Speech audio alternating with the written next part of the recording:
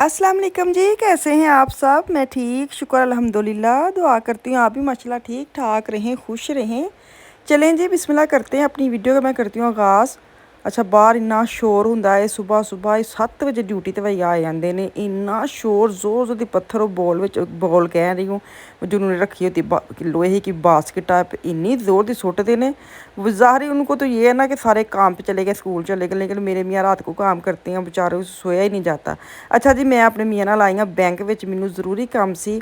मैंने pin code वगैरह ये वो कुछ चेंज करना था, तो मुझे इनकी हेल्प चाहिए थी, इसलिए इनको साथ लेके आई हूँ। घर वापस आई हूँ।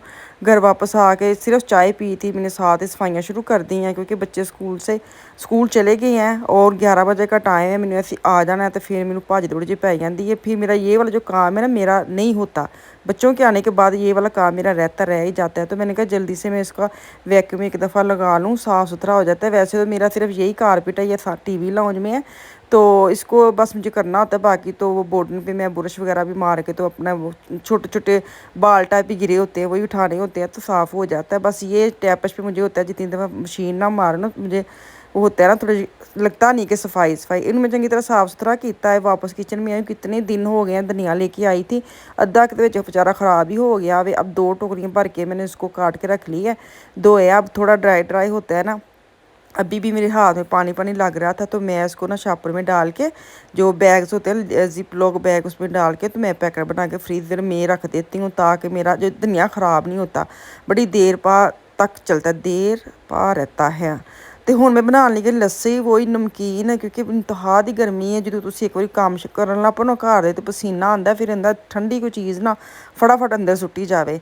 तो अब मैं बनाने लगी पिज़्ज़ा, क्योंकि बच्चों को आने का टाइम हो गया। जो बच्चे स्कूलों चों आते ना, कुछ खाते भी नहीं है, लेकिन ये कि आते ही उनको होता है कि भूख लगी है, लेकिन खाते नहीं है। मैं उनको बड़ी दिनों से देख रही हूँ कि वो ले लेते हैं पराठा बनाऊँ या सुबह की। मेरा कोशिश होती है कि उन्होंने एक पराठा में ज़रूर खवा देना, लेकिन वो ना आधा खाते हैं और ठंडी ठंडी पानी जो होता है ना वो ज़्यादा पीते हैं। तो खैर बच्चे ने अपना खाना शाना खा लिया। हुण मैं बनाने लगी चाय पी के तो मैं जाना है थोड़ा सा बाहर।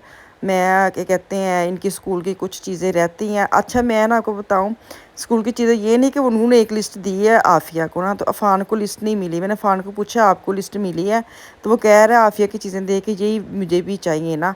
तो वो करता क्या है कि जो चीज़ें उसको लेके दी हैं, अब वो कह रहा है कि मुझे और ये चाहिए और वो चाहिए, और बताता है, फिर गूगल करता है और मुझे फ़ोटो निकाल के पकड़ा देता है। तो उसका मेरा ना बड़ा ही वक्ता चल रहा है। तो अभी चाय पी है, 3-4 बजे का टाइम है। अब मैं बैठी हूँ ज़रा, मैंने कहा थोड़ा छां आंदी ना, तो फिर इस तो बाद मैं ज़रा बाहर जानी है, क्योंकि दिल बिल्कुल नहीं करता पिया। छलियाँ बॉयल करके रखी हुई थी, वो मैं अब नींबू और लाल मिर्च नमक लगा के खाने लगी हूँ। है तो ये लिडल की। कपड़े भी मैंने धो के रखे थे, वो भी तय कर ली है। मैंने ऊपर भेजने टोकरी इधर आ गई ना, इधर से ऊपर तब जाएगी। अगर इधर रास्ता मैंने छोड़ा ना, फिर इधर ही रहनी रात तक, मैं ही लैके जानी है। ਹੁਣ मैं दरम्यान च रख दी कि ਜਿਹੜਾ चढ़े। मैं तेन सही दसा, मेरे मियाँ इतों एक बार ऊपर जा चुके हैं, टोकरी इत्थे ही पई है, कोई नहीं लै गए। मैं अपने इंज रखी सी कि इत्थों तक रहेगी ना, तो फिर शर्मो शर्मी कोई चुक के लै जाएगा, पर नहीं, ਹੁਣ मैं इत्थे रखी है। ਇਹ ਹੁਣ ਵੇਖੋ ਕਿਹੜਾ ਲੈ ਕੇ ਜਾਏਗਾ। ਤੇ ਮੈਨੂੰ ਇੰਨਾ ਪਤਾ ਸ਼ਾਮ ਨੂੰ ਮੈਂ ਹੀ ਲੈ ਕੇ ਜਾਣਾ, ਕਿਉਂਕਿ ਮੈਂ ਸ਼ਾਮ ਨੂੰ ਤੇ ਬੈਠ ਤੇ ਜਾਣਾ। ਮੈਂ ਵੀ ਤੇ ਏਡੀ ਮਾਠੀ ਹੈ ਨਾ, ਕਦੀ ਨਹੀਂ ਜਾਂਦੀ ਨਹੀਂ ਹੈ। ਸਕੂਲਾਂ 'ਚੋਂ ਆ ਗਏ ਨੇ, ਆ ਫਿਰ ਵਿਚਾਰੀ ਸਕੂਲ ਦਾ ਕੰਮ ਕਰਨ ਲੱਗੀ ਸੀ, ਤੇ बैग ਉਹਦਾ खुला है। कहती मैं अभी थकी हूँ, 1 घंटा मैं सोने लगी, मामा मुझे उठा देना। ये 2 जो बैग है ना, इनको मैंने पैक किया है। इनको मैंने केलर भी नीचे भेजना है। कपड़े वो हैं जो यूज़ होने अब नेक्स्ट। किचन मेरा साफ़ है, अफान साहब भी सो गए हैं, तो सफाइयाँ हो गई। अफाना साहब सुते नहीं हूँ ना। मैं अगे पर्दे घर छड़नी, बहुत हीट अंदर आती है, बहुत ज़्यादा।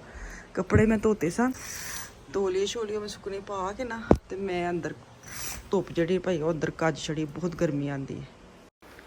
चले जी, शाम का तो इतनी शाम नहीं हुई, लेकिन मैंने ने फ़ायदा उठा लिया। मेरे मियाँ को यहाँ से ना सवारी मिली थी इस शहर में जिथे असी रहने हैं ना, तो उनका फ़ोन आया कि मैं अब दोबारा वापस जाने लगा। मैंने कहा ठहरो ठहरो ठहरो, 1 मिनट में ले के जाओ, आप नहीं तो चले जाते हैं, बाद मुझे ट्राम पे जाना पड़ता है, वापस मैं आ जाऊँगी। मैं क्या वापसी तो मैं नहीं तंग कराँगी, वो वापसी में आ जाऊँगी। तो बच्चे घर आ गए हैं, बाजी भी घर आ गई है, थोड़ा रेस्ट कर रहे हैं, क्योंकि उनको आदत है स्कूल से आके 2 घंटे सोते हैं, फिर वो उठ के काम करते हैं स्कूल का। और मैं भी नहीं उठाती, मुझे भी होता है कि थके टुटे बच्चे आते ना, तो उन्होंने थोड़ी जी चाहिए एनर्जी काम करने की, क्योंकि स्कूल का भी इन्ना काम होंदा है। ਤੇ ਬਹੁਤ ਕੰਮ ਦਿੰਦੇ ਨੇ। सारा दिन बच्चे जिद्दू स्कूल आते हैं ना, स्कूल से खाना खाते फ़ौरन बैठ जाते हैं। लेकिन ये 2-3 दिन हो गए बच्चे सो जाते हैं तो मैं नहीं उठाती। और 2-3 घंटे बेचारे सो तो जाते हैं, लेकिन इतना काम होता है कि 8-9 बज जाते हैं उनको ना। वो थोड़ा ये होता है कि स्टे कर करके ना ब्रेक ले लेके अफान करते हैं। आफिया मतलब काम करके ही उठती है, उसके बावजूद भी 2-3 घंटे उसको लग जाते हैं।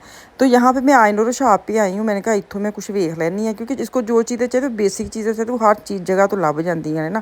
तो मैं क्या इत्थों ही फड़ फुड़ के मैं लैनी हूँ, राज़ी करना भी। जब मूलर मेरा जाने को दिल नहीं करे, क्योंकि आजकल मूलर मार्केट में अगर आप जाते हैं ना, उत्थे कापियाँ हर चीज़ उत्थों मिल जाती। उत्थे इन्नियां लंबियां लंबियां लाइनां होंदियां, वो चीज़ें ढूंढने भी समझ नहीं आती। इन्ना रश होंदा है क्योंकि बच्चे उत्थों चीज़ां लभन आए होंदे ने, अपनी कापियाँ ये वो। तो मुझे समझ नहीं आती। तो मैंने कहा चलो मैं इस मार्केट में चले जाती। जो उसने चीज़ें लेनी थी बेसिक वाली हैं तो वो यहाँ से भी मिल जाती हैं। स्कूल की चीज़ें तो हर जगह हुण आईयां ने, क्योंकि आज स्कूल ज लगे ने, तो जित्थों मर्जी तुसीं चले जाओ तुहानूं मिल ही जांदियां ने।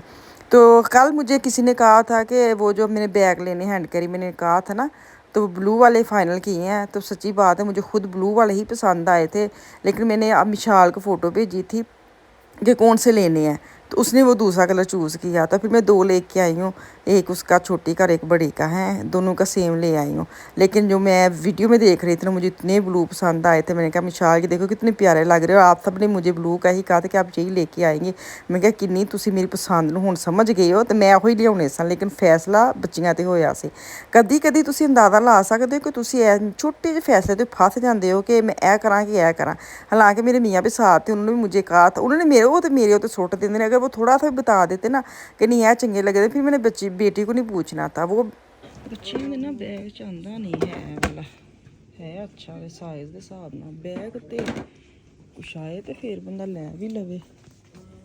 एक बोटल्स अच्छी हैं, प्राइस पता नहीं की है।